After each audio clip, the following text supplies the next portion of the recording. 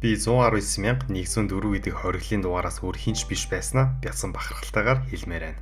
Гэдэг ишлэлтэйгээр эхэлдэг нэгэн номыг нэгэн хүний 3 жилийн түүхийг та бүхэнтэйгээ танилцуулахад бэлэн боллоо.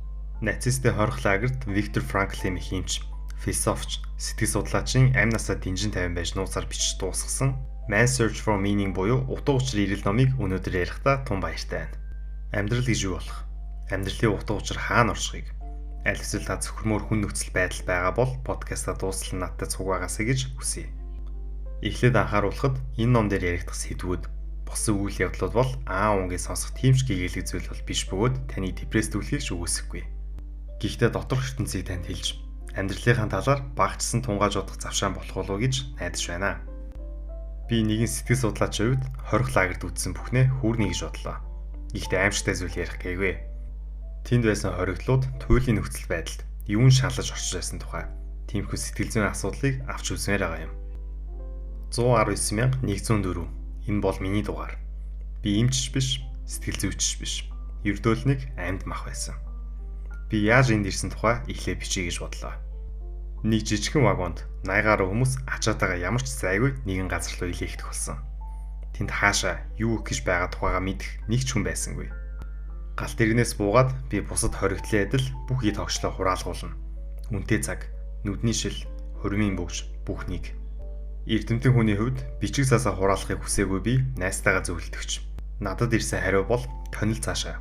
Анд байгаагаа л ихэд бод байв. Би бүхнийг ойлгож, өнгөрсөн бүхнээ хайхаар шийдэв.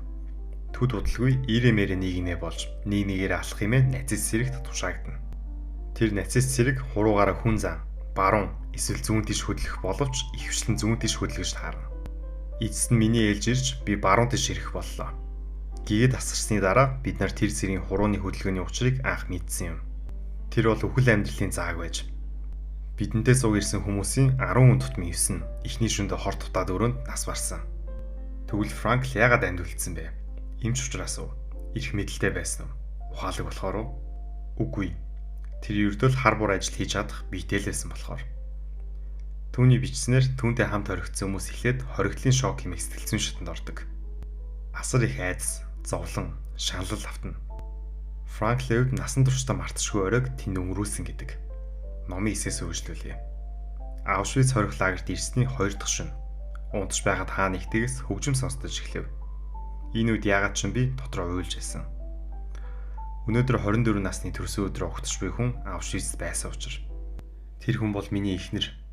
Хажууханд байгаа хайртай хүнийхээ төрсөн өдрийн тэмдэглэж. Ядахнаа уулзмаар байвч боломжгүй нөхцөл байдал.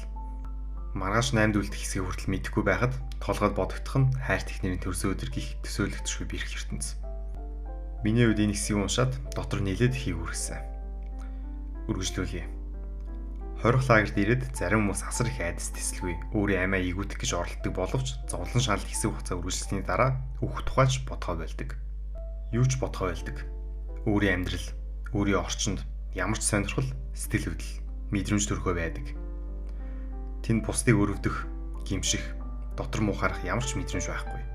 Мөн хорих лагерт зовж байгаа, өгөж байгаа, үгсэн хүн огцсон юм биш. Ердөө үзэл болдог.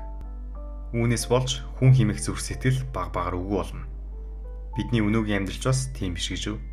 Хайртай хүнтэйгээ ярилцах, хайрт ижийг харах, хийх ажилтай байх. Энэ бүхэн бидний хувьд хитрхи их дассан ердөө үзэл болсон боловч энэ үнэхээр байх ёстой. Ердөө үзэл мөн гэж үү?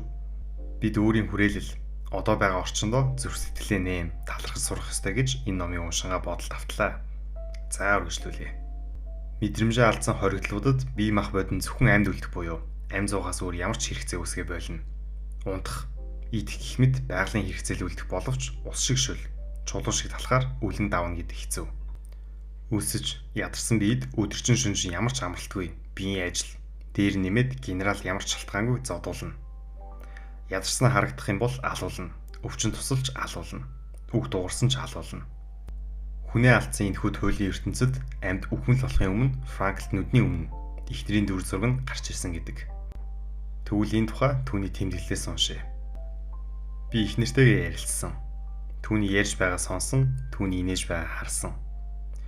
Хэрвээ энд байхгүй ч түүний харц яг одоо мандаж буй нарнаас илүү намайг гэрэлтүүлж өгсөн. Тэр үед би анзаарсан юм. Хайр хүний хамгийн чухал зүйл гэдгийг. Жишээлбэл энэ ертөнцид өөр юу ч үлдээгүй байсан ч хайртай хүнийгээ сэтгэлдээ бодоход л аврагддаг. Энэ үед би эхнэрийгээ амьд байгаа эсхийч мэдэхгүй байсан ба мэдэх шаардлагач надад байгаагүй. Би агуу их хайраар түүнийхээ дүр төрхийг удаанаар ширтсэн. Тэр амьд байгаа болов аль эсвэл энэ хороогоос аль хэдийн одсон болов тийм факт надад асуудал байсангүй. Хэрвээ хайрт эхнэр маань үүд болсныг мэдж байсан ч би түүний дүр төрхийг ширтсээр л байх болов. Хичнээн цаг хөлдөөш ороосон ч хичнээн их генерал загнуулсан ч би түүнтэй ярьсан. Тэр тоолонд эхнэрийгээ хүчтэйгээр мэдэрсэн. Түүнийгээ чангаас чанга тэрч чадах юм биш үү? Гараа сунгал хүрч чадах юм биш үү? Тийм сэтгэлүүд л намайг хүчтэй автах тутамд би бодсон юм. Тэр энд байж л харна гэж.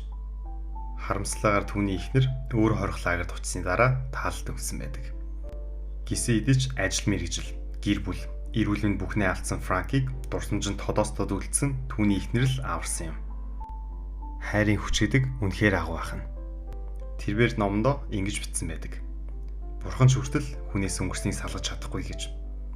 Бид нар ирээдүйг өөрчилж чадахч өнгөрснийг өөрчилж чадахгүй. Иймээс өнгөрсөн цаг болохоос өмнө одоог нандинаж, ирээдүйд харамсахгүй байхын тулд алтан цагаа өөрийн төлөө, бусдын төлөө харамгүй зарцуулж байгаарай гэж танаас хүсье.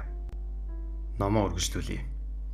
Энэ хэцүү нөхцөл байдалд хоригдлуудад дуу нэгтэйгээр итгэж найдаж амьдруулдаг ганц зүйл байсан. Энэ бол шинжил юм. Хаа нэгтээс шинжил болвол бидний орчин арай дээрдэж магадгүй гэрт нь хариулах байх гэсэн сохор итгэл байсан. Тэр өдрийг тэсэн ядан хүлээж байсан ч тэр өдөр нь ирээгүй. Хорих лагер шинжилийн үеэр асар олон амьнасаа алдсан. Энэ нь аллаг, өвчин тахал, өсгөлэн, хүйтэн цагаагаараас болоогүй.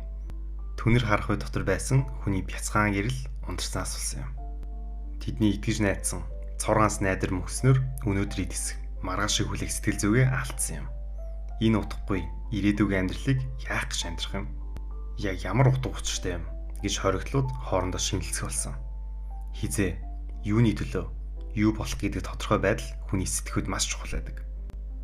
Ингэж их зовсны эцэст намайг юу хүлээж байгаа вэ гэдэг хариултаа алдсанаар амнасаа алдахд хүргэсэн юм. Франк амьд үлдсэн шалтгаан нь булчинтай болохоор биш. Хизээ нэг өдөр их нэртэйгээ уулзаж тэрвэрлдэг. Хизээ нэг өдөр энэ түүхийг өгүүлж олон хүний өмнө илтгэл тавьж буй өөрийн тод ирээдүйн дүр зурагтай байсандаа л юм. Хэрвээ та амьдралын утга учираа алдсан, алдах гэж байгаа бол амьдралаас битгий утга учирыг асуу. Та өөрөө утга учираа нээх ёстой. Энэ талаар номын хэсгээс тань танилцуулъя. Энэ ирээдүйн амьдралаас би юунд гойрдох юм бэ? Миний амьд байгаа утга учир гэж юу вэ? Ингэж өөрийн амьдралаас асуулт асуух нь зүйл биш ээ. Харин ч бид нар амьдралаас чи одоо яах гэж байна гэж асуугдаж байдаг. Амьдрал бидэнд өдөр тутам төрөл бүрийн асуулт тавьдаг. Тэр болгонд бид амаараа биш үйлдэлээр хариулахгүй болохгүй. Амьдрал гэдэг бол өөрт оногдсон үүрэг даалгаврыг хариуцлагатайгаар гүйцэлдүүлэх явдал юм. Амьдралаас шаардлагатай зүйлс хүн болгонд өөр байдаг ба тухайн мөч тутамд өөрчлөгддөг. Иймээс амьдралд ямар утга учир байдаг гэж хичнээн их бодож тунгаасан ч хариулт хизээч олдохгүй. Амьдрал танаас асуух асуулт буюу хувь тавилан гэдэг бол хизээч ерхий байдаггүй. Байнга маш тодорхой нөхцөл байдал болж бидэнд ирдэг. Тэгээд тэр болгонд за чи ямар үйлдэл гарах гэж байна гэж асуудаг юм. Иймээс хэрвээ яг одоо зовлон гэдэг даалгавар авсан бол хүн тэндээс өөрийн хувь тавилангаа өөрөө олох ёстой. Бид өөрөөс бусад хин нэгний зовлонг оронд нь үүрэх боломжгүй. Тэр хувь тавилангаа авсан хүн тухайн зовлонгоо үүрхээс өөр арга байхгүй. Гэхдээ тухайн зовлон дунд л зөвхөн тэр хүнд хүрэх боломжтой цоргаан амжилт гэж байдаг юм. Энийг сонсоо та магадгүй ямар төсөөрсөн үзэл бодол вэ гэж бодож байгаа бах. Гисэн идэж энэ үзэл бодол тамшиг хорих лагерт биднийг шантруулаагүй цор ганц үзэл бодол байсан юм. Өөрийн үгээр тайлбарлахад амьдрал бидэнд утга учир өгнө гэж найдаж болохгүй. Үүний оронд тэр утга учираа өөрийн гараар, өөрийн үйлдэлээр бий болгох хэрэгтэй.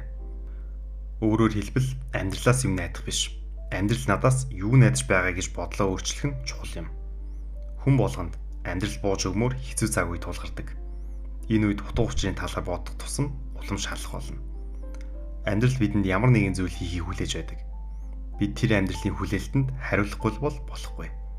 Уг хариултыг олоход амьдрах утга учирыг бүтээхэд тусалах 3 үнд зүйлсийн талаар ярилцаад энэ удаагийн дугаараа дуусгах гэж бодож байна. 1. Бүтээн байгуулалтын үнэт зүйл. Ямар нэгэн зүйлийг бүтээх, босгох, ажлаар дамжуулж бүтээх үнд зүйлийг хэлнэ. заавал офисын ажил байх шаардлага байхгүй. Жишээлбэл миний хувьд подкастаараа дамжуулж нэгжсэн хүний дотор ертөнцийг тэлэх. Франкл уг номон дээр ингэж өгүүлсэн байдаг. Өдөр болгон цаг тутам зовхоос өөр аргагүй шаналгаанд би тэсгэ байсан. Би тэр үед нэгэн аргыг ашиглаж эхэлсэн юм. Гинэт би гэрэлтүүлсэн, үзэсгэлэнтэй, дулаахан том ихлэлийн тагимд зогсож байв. Миний урд зөөлхөн сандал дээр чихээ сониртуулсан үзэгчд байсан гэж. 2. Мэдрэмжийн үнэт зүйл. Гайхалтай хөгжим сонсох, байгальд газраар аялах, хүн хайрлагч бас бүгд мэдрэмжийн үнэт зүйл болно. Хорих лагерт хүнд ажиллаар ядарч, бүгд шантарч байх үед нэгэн оргилд нааш эргэж бүгдийг нь дуудав. Учир нь жаргаж буй нарыг харах. Ердөөл тэр. Энэ ертөнцийн гимээргүй сайхан өнгө төрхтэй жаргаж буй нарыг хинч юу ч ярилгүй хэдэн минут ширтэн зогсов. Гинт нэг нь орлов. Энэ дэлхий ямар үзэсгэлэнтэй юм бэ гэж. Саарал өнгөт хорих лагерт энэ үзэсгэлэн хичнээн хүнд хүч чадал өгсөн бол мөн орхитуулж болохгүй нэгэн зүйл бол Франклийн үед түрүүнд дурдсан эхнэрийн дүр төрх амьдрах утга учир болж чадсан юм. 3. Хариу үйлдэлийн үнэт зүйл. Хорих лагерт зарим нь зүгээр л үхлээ хүлээдэг бол зарим нь өөрөө үйлбэрлэж байхад өөрөөсөө илүү сүлдсэн үнд талхаа угааж байсан. Зарим генерал хориглолуудыг тамлахаас таашаал авдаг байсан бол зарим нь тэдэнд нууцаар юм өгдөг байсан. Адил байр суурь, адил нөхцөл байдалд орч та өөрөө хэн байх вэ гэдэг бол таны л сонголт. Бид өдөр тутмын амьдралдаа саад бэрхшээлтэй нүүр тулдаг. Уг бэрхшээл ямар хариу үйлдэл үзүүлэх нь өөр хэний ч биш таны л шийдэх асуудал юм. Энэ бүхний эцэст Виктор Франкл 1945 оны 4-р сарын 27-нд хорих лагераас суллагдсан. Гэтэл түүний хүлээж байсан хайрт ээж, төрсөн дүү, эхнэрийн нас барсан мэдээв. Ирэх чөлөөг олсон ч түүний урд хийх осон ирэх чөлөөл байв. Гисээ идэж амьдрал бууж өгөлгүй, шуурга зөрөн босон. Тэгсэн ч гэсэн амьдрал би тийм гэж хэлнэ хэмээн ердөө эсвэрхгүй хоногт. Man's Search for Meaning номоо хэвлүүлэн өдгөө Монгол байгаа би хүртэл танилцуулж сууж байна. Дүнэлтээ хийхэд нэгт хүн ямар ч хэцүү нөхцөл байдалд орсон ч өөрийн сэтгэл зүгөө удирдах эрх өөрт нь байдаг. 2-т яагаад амьдрах тухайгаа мэдэх хүн яаж амьдрсан ч тэсэж үлдэнэ. 3-т зовлон шаналлыг багтаагаад амьдрал гэж дуудана. Хэдий хүн зэдэвтэн номч гэлээ амьдралын хүнд хэцүү үед Виктор Франклийн үгс танд тус болно гэдэгт итгэлтэй байна. Харамсалтайгаар энэ ном Монголд хараахан орчуулагдаагүй. Би хулгайгаар гадны сайтаас PDF-ээр уншсныг анхааруулсан зөв байх. Унших болон ойлгоно гэдэг тусдаа асуудал. Та бүхэн уг номыг зөв хүргэж чадсан хэсэгтээ эргэлзээтэй байгаа ч багчсан танд хэрэг болсон байх гэж найдаж байна. Дуустал нь сонсон баярлалаа. Дараагийн дугаараар уулзцай. Баярлалаа. Баяртай.